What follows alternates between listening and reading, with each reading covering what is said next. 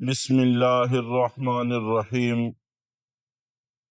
وَلَقَدْ كَذَّبَ الَّذِينَ مِن قَبْلِهِمْ فَكَيْفَ كَانَ نَكِيرٌ۔ اور ان سے پہلے بہت سے لوگوں نے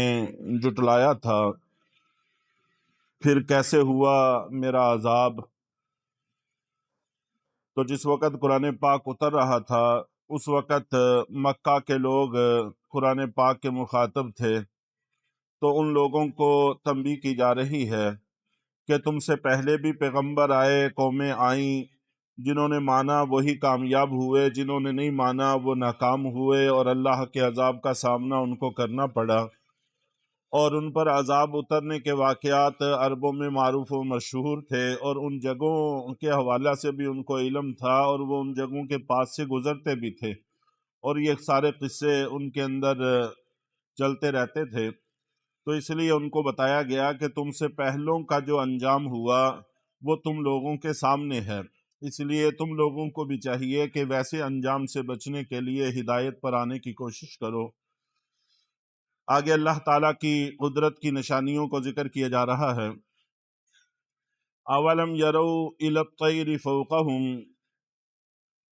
کیا انہوں نے اپنے اوپر پرندوں کی طرف سر اٹھا کر نہیں دیکھا؟ صافات و یقبضن، جو اپنے پروں کو پھیلائے ہوئے ہوتے ہیں اور وہ ان کو سمیٹ بھی لیتے ہیں۔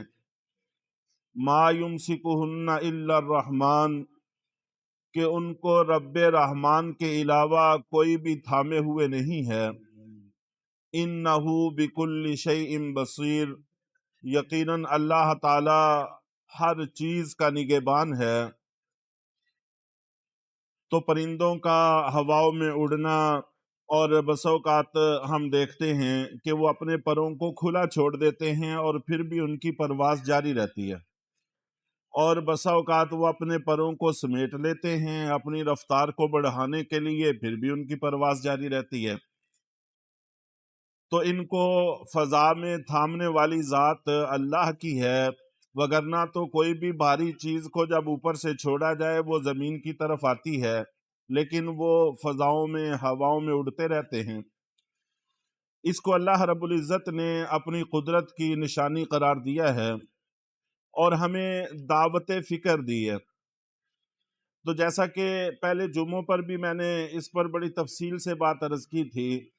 کہ بسا اوقات جتنا ہمیں نظر آتا ہے وہ بہت معمولی اور تھوڑا سا حصہ ہوتا ہے، اور اس کے پیچھے غیب میں جو کچھ ہو رہا ہوتا ہے وہ بہت طویل و عریض ہوتا ہے، اور بسا اوقات ان چیزوں کی طرف ہمارا ذہن بھی نہیں جاتا۔ جیسے کہ میں نے مثال پانی کی بھی عرض کی تھی کہ بظاہر تو ہم ٹوٹی کھولتے ہیں پانی نکل آتا ہے، اور ہمیں یہی نظر آتا ہے، حالانکہ یہ معاملہ صرف اتنا سا نہیں ہے، معمولی سا نہیں ہے، بلکہ اس کے پیچھے پانی کی ایک وائرنگ ہے، اور اس سے پیچھے ایک بور ہے،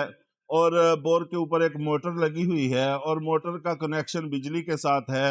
اور بجلی سے پیچھے میٹر ہے، اور اس پر ایک عملہ واپٹا کا کام کر رہا ہے، اور پھر پیچھے ٹرانسفارم ہے، اس سے پیچھے بجلی کی ایک بڑی لائن ہے، اور اس سے پیچھے پھر گریڈ اسٹیشن ہے، گریڈ اسٹیشن سے پیچھے ایک بڑی، اس سے بھی بڑی لائن ہے، اور اس سے آگے چلے جاتے ہیں تو پھر ڈیم بنے ہوئے ہیں، ڈیموں کو ایک بڑا عملہ چلا رہا ہے، اور پھر ڈیم پانی کے ذریعے سے بجلی پیدا کرتے ہیں، پھر پانیوں کا ایک بڑا لمبا چوڑا نظام ہے، اور پانی ظاہر ہے کہ پہاڑوں سے آتے ہیں، بارشوں کا پانی ہوتا ہے، پھر اس سے پیچھے بارشوں کا نظام ہے، اور بارشیں وہ سمندر سے بخارات اٹھتے ہیں، اس میں سورج کا کردار ہے، چاند کا کردار ہے، اللہ تعالیٰ کے فرشتوں کا کردار ہے۔ تو یوں اللہ تعالیٰ ایک چیز کی طرف ہمیں متوجہ کرتے ہیں، اس سے پیچھے ایک پورا جہان ہوتا ہے جس کو سوچنے اور غور فکر کرنے کی طرف ہمیں دعوت دی جاتی ہے۔ تو یہاں پر بھی پرندہ اڑ رہا ہے ہوا میں، صرف اتنی سی بات نہیں ہے، بلکہ اللہ رب العزت نے اس کے پروں میں اور اس کے وزن میں ایک مناسبت رکھی ہے، اور جس کی وجہ سے وہ اپنے پرواز کو جاری رکھتا ہے۔ وگرنہ تو شاہین بھی ایک پرندہ ہے، مرغی بھی ایک پرندہ ہے، لیکن شاہین کی پرواز ظاہر ہے کہ وہ اور ہے اور مرغی کی پرواز اور ہے، ان دونوں کے درمیان میں پرواز کا زمین و آسمان کا فرق ہے۔ تو یوں پروں میں اور وزن کے اندر موافقت رکھنا، پھر ہواؤں کا اور کشش ثقل کا ایسا توازن قائم کرنا کہ وہ اپنی اڑان کو جاری رکھ سکیں۔ اگر ہواؤں کا دباؤ اس سے بڑھ جائے یا کشش اس سے کم ہو جائے یا زیادہ ہو جائے، پھر بھی ان کے لیے ممکن نہیں ہوتا۔ چنانچہ خلاؤں میں جانے والے یہ بات بیان کرتے ہیں کہ خلاؤں میں بہت سارے پرندے مردہ پائے جاتے ہیں اور وہ گردش کر رہے ہیں۔ جیسے ہی ایک حد سے وہ اوپر جاتے ہیں تو وہ اپنے آپ کو سنبھال نہیں پاتے۔ پھر اپنے آپ کو سنبھالنے کی جو سمجھ اللہ نے ان کو عطا فرمائی ہے، وہ بھی ظاہر ہے کہ اگر اللہ عطا نہ فرماتے تب بھی ان کے لیے ایسا ممکن نہیں تھا۔ تو بہرحال یہ ایک پورا اس سے پیچھے بھی ایک نظام ہے، جو بلکہ کئی نظام ہیں جو اللہ تعالیٰ کے کام کر رہے ہیں۔ تو اللہ تعالیٰ کی مخلوقات میں غور فکر کرنے کی طرف ہمیں دعوت دی جاتی ہے کہ دیکھنا چاہیے، سوچنا چاہیے کہ کیسے اللہ نے یہ نظام بنایا ہے۔ اور پھر آگے اصولی بات ارشاد فرمائی کہ یہ صرف پرندوں تک محدود نہیں ہے۔ اِنَّهُ بِكُلِّ شَيْءٍ بَصِيرٌ، اللہ تعالیٰ ہر چیز کے نگہبان ہیں، ہر چیز کو دیکھ رہے ہیں اور ہر چیز کی نگرانی فرما رہے ہیں اور اس کو صحیح انداز سے لے کر چل رہے ہیں۔ ایسی کئی مثالیں ہیں کہ اگر اللہ رب العزت کو اونگ آ جائے ایک لمحے کے لیے بھی تو یہ سارا نظام دنیا کا درم برم ہو جائے۔ اور بزرگ یہ مثالوں کے ذریعے سے ہمیں بات سمجھاتے ہیں کہ ایک لبریز پیالہ اگر اپنی ہتھیلی پر رکھا ہوا ہو تو ایک لمحے کی اونگ سے وہ پانی سارا گر جائے گا، پیالہ بھی ٹوٹ جائے گا۔ تو یوں اللہ رب العزت ہر چیز کو سنبھالا دیے ہوئے ہیں، اس لیے وہ نیند سے بالا تر ہیں، وہ اونگ سے بالا تر ہیں، وہ سستی اور غفلت سے بالا تر ہیں۔ تو اللہ تعالیٰ کے اندر ایسی کوئی بھی چیز نہیں ہے کہ جس کی وجہ سے یہ نظام درم برم ہو۔ امن ھذا الذی ھو جند لکم ینصرکم من دون الرحمن، بلا رب رحمان کے علاوہ کون ہے جو تمہارا لشکر ہو اور وہ تمہاری مدد کرے؟ ایمان والوں کی، انسانوں کی، بلکہ ہر چیز کی مدد صرف اللہ کر سکتے ہیں، اللہ کے علاوہ کوئی بھی اس کی مدد نہیں کر سکتا۔ ان الکافرون الا فی غرور، یقیناً کافر لوگ تو سراسر دھوکے میں پڑے ہوئے ہیں، بتوں کی پوجا کرتے ہیں اور ہواؤں کی، سورج چاند ستاروں کی پوجا کرتے ہیں جو ان کے کسی بھی کام آنے والے نہیں ہیں۔ امن ھذا الذی یرزقکم ان امسک رزقا، کہ بھلا اگر اللہ تعالیٰ تمہارے اپنے رزق کو روک لے، ان امسک رزقہ، اگر اللہ اپنے رزق کو روک لے تو بھلا کون ہے جو تم کو رزق دے سکے؟ اللہ تعالیٰ کے علاوہ کوئی بندے کو رزق نہیں دے سکتا،